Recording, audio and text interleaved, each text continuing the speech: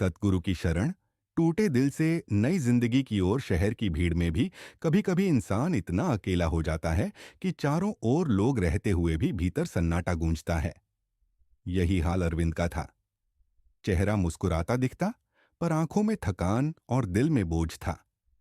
अरविंद का परिवार कभी उसके लिए सहारा नहीं बन सका। पिता अपनी महत्वाकांक्षाओं में डूबे रहते, मां घर के कामों और समाज की परंपराओं में व्यस्त। बचपन से ही उसने महसूस किया कि उसके भावनाओं को कोई नहीं समझता। दोस्त थे, लेकिन दोस्ती केवल हंसी मजाक और स्वार्थ तक सीमित थी। जब कभी उसे मदद की जरूरत पड़ती तो सब किनारा कर लेते। समाज भी उसके लिए एक कठोर दर्पण था। हर कोई उसकी कमजोरियों पर उंगली उठाता, पर किसी ने भी यह नहीं पूछा कि तेरे दिल में दर्द क्या है। अंदर का अंधेरा। एक रात अरविंद अपने कमरे में अकेला बैठा था। चारों ओर खामोशी थी। खिड़की से आती चांदनी भी उसके लिए उजाला नहीं, बल्कि एक चुभन बन चुकी थी। वह सोच रहा था, आखिर मैं किसके लिए जी रहा हूं।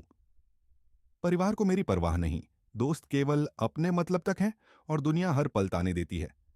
अगर मैं कल ना रहूं तो किसी को फर्क भी पड़ेगा क्या। उसकी आंखें नम हो गईं। भीतर से आवाज आती, तेरा होना ही बेकार है, सब छोड़ चुके हैं तुझे। इन विचारों ने उसे अंदर तक तोड़ दिया। वह जिंदगी से हार चुका था। उम्मीद की आखिरी लौ पर उसी अंधकार में एक अजीब सी तड़प भी थी।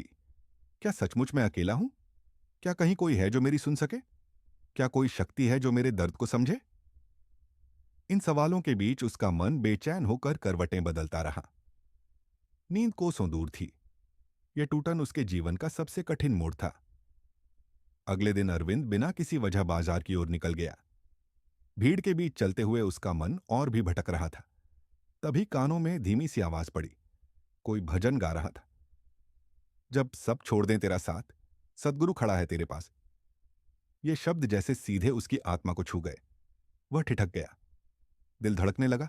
उसने सोचा, क्या सच में ऐसा हो सकता है? कोई है जो मुझे छोड़कर नहीं जाएगा। आवाज की ओर बढ़ते हुए उसने देखा, सड़क के किनारे लोग बैठे सत्संग सुन रहे थे। सामने एक संतजन बैठे थे। उनके चेहरे पर अलौकिक शांति और करुणा झलक रही थी। अरविंद वहां जाकर बैठ गया। संतजन बोले, बेटा, जब दुनिया मुंह मोड़ ले तब निराश मत होना। मालिक की ममता असीम है। सदगुरु का द्वार कभी बंद नहीं होता। टूटे हुए को जोड़ना ही मालिक का काम है। ये वचन सुनकर अरविंद की आंखें भर आईं। वह सोच रहा था, क्या यही वो जवाब है जिसकी तलाश में मैं भटक रहा था? उस क्षण उसके भीतर जैसे कोई जंजीर टूटी। उसने महसूस किया कि शायद जीवन का कोई और रास्ता भी है, जहां सच्चा सहारा मिल सकता है।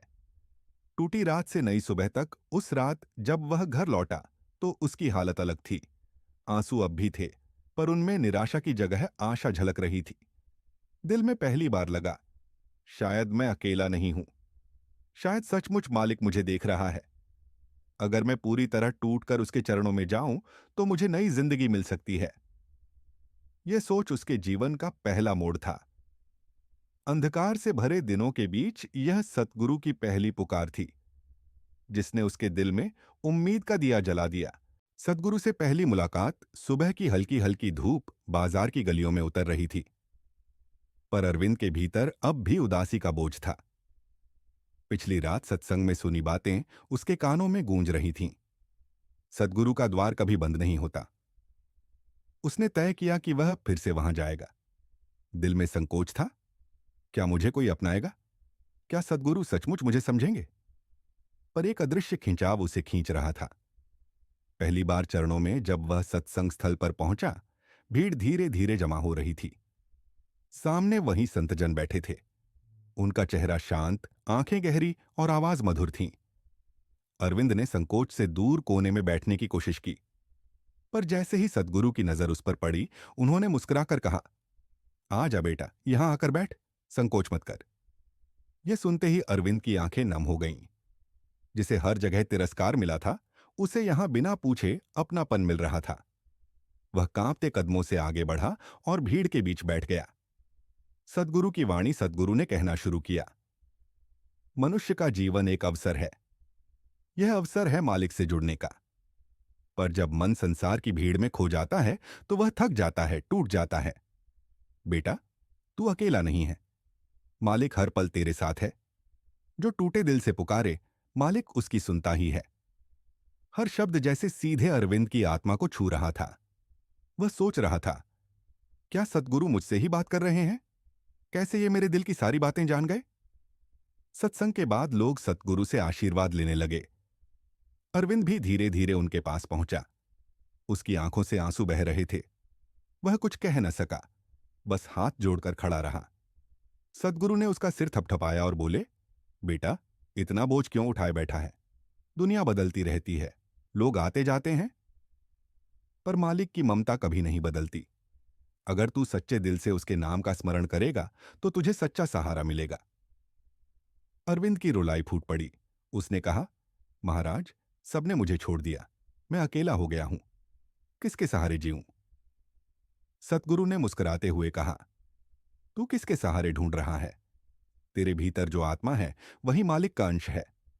तू अकेला कैसे हो सकता है? बस अब से हर रोज उसका नाम ले, भजन सिमरण कर। देख, तेरी जिंदगी बदल जाएगी। उस दिन अरविंद देर तक सतगुरु के चरणों में बैठा रहा। उसके दिल का बोझ जैसे हल्का हो गया। जब वह घर लौटा तो मन में नई ऊर्जा थी। रात को जब वह सोने गया तो पहली बार उसने अपने कमरे में मालिक का नाम लिया। शुरू में मन भटकता रहा। विचार आते, क्या यह सब सच है? क्या मैं कभी शांति पा सकूंगा? पर सतगुरु के शब्द याद आए, धैर्य रख बेटा, मालिक की पुकार जरूर सुनेगा। धीरे धीरे उसका मन शांत होने लगा। उसने महसूस किया कि आंसुओं के बीच भी एक अनोखी शांति है। विश्वास की जड़ें दिन बीतते गए। अरविंद रोज सत्संग में जाने लगा। वहां उसे अपनापन मिलता, जहां लोग उसे बिना किसी शर्त के गले लगाते। भजन की धुनें अब उसके दिल का हिस्सा बनने लगीं।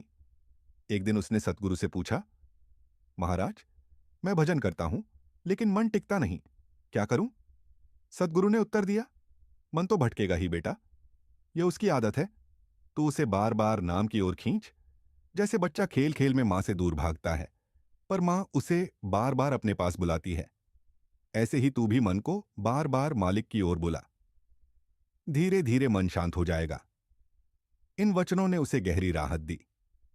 अब वह भटकने पर निराश नहीं होता, बल्कि धैर्य से फिर से भजन में लग जाता। एक नई रोशनी कुछ ही महीनों में अरविंद बदलने लगा। उसके चेहरे की उदासी कम हो रही थी। आंखों में चमक आने लगी थी। लोग पूछते, तुम्हारे साथ क्या हुआ? अब तुम पहले जैसे उदास क्यों नहीं दिखते? वह मुस्कुराकर बस इतना कहता, सतगुरु से मुलाकात हो गई है। उन्होंने मुझे सिखाया है कि सच्चा सहारा कहां मिलता है। अब अरविंद जान चुका था कि उसका जीवन व्यर्थ नहीं। उसने ठान लिया, मैं चाहे टूटकर आया हूं, पर अब सतगुरु की शरण छोड़कर कहीं नहीं जाऊंगा। टूटन की अंधेरी रात अब नई सुबह में बदल रही थी। उसकी यात्रा अब केवल जीने की नहीं, बल्कि मालिक को पाने की यात्रा बन चुकी थी। साधना और सेवा का मार्ग अरविंद की मुलाकात सतगुरु से हुई थी, लेकिन असली संघर्ष अब शुरू हुआ। सतगुरु ने भजन सिमरन का आदेश दिया था। पहले दिन जब वह बैठा, मन एक जगह टिक ही नहीं पाया। कभी घर की चिंता, कभी बीते अपमान की याद, कभी भविष्य का डर, सब कुछ उसे भटका देता। वह निराश होकर सतगुरु के पास पहुंचा।